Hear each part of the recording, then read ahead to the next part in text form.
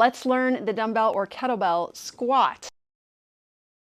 So first of all, carrying the weight, it's crucial to make it as efficient as possible. So we don't want to be way out here. That's really inefficient. I like to tuck my elbows down, and I like to rest one end of the dumbbell on each shoulder. Second of all, stance. This is very individual. Sometimes we get really hung up on the exact right, correct, perfect squat form to have, but really good form and technique for the squat is extremely individual, and it comes with strength and skill and mobility that are byproducts of actually just squatting. So most important is to squat and get better at squatting.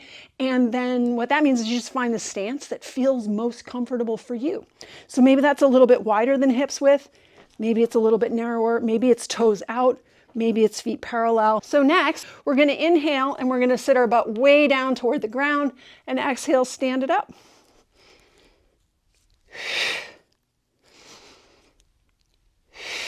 So one of the biggest challenges with squatting is squatting deep enough. It's really tempting to want to put more and more weight on our body in the form of bigger, heavier weights, but to have our squat depth get shallower and shallower. And I'm here to tell you that's not the best trade-off. Instead, I would start with less weight, maybe body weight, and then mark your depth that you're trying to hit with something like a box, table. So when I sit on this wine crate, my hips are slightly below my knees.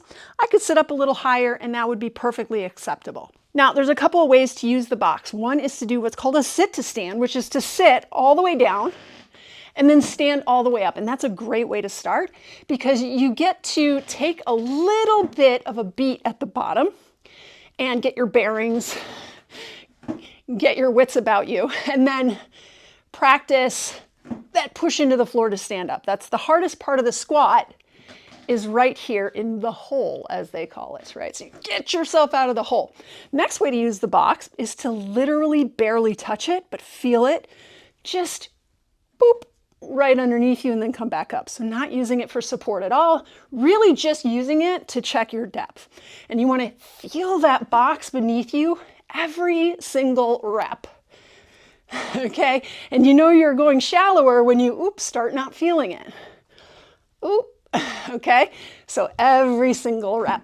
There it is. The reason it's important to practice squatting to depth is because we get strong specifically at this deep squat depth by practicing it. So if your squat starts getting shallower and shallower and shallower, you're actually leaving a lot of mobility on the table. You're leaving skill on the table, but you're also leaving a ton of strength on the table. Deeper squats target a bigger mass of muscles, so we do want to get that depth. If you're using a dumbbell, a common mistake I see is people grab the central handle, and now what this is becoming is it's becoming very taxing on my biceps. We don't want our tiny little biceps to be the rate limiting step of our ability to keep squatting. So probably the most efficient way to hold a dumbbell, and it's a little bit awkward getting it there, is to place the top bell on top of the heels of your hands, and then tuck your arms in really tight. Keep that weight as close to your body as possible, and then you'll be able to squat it fairly efficiently like that. Get low.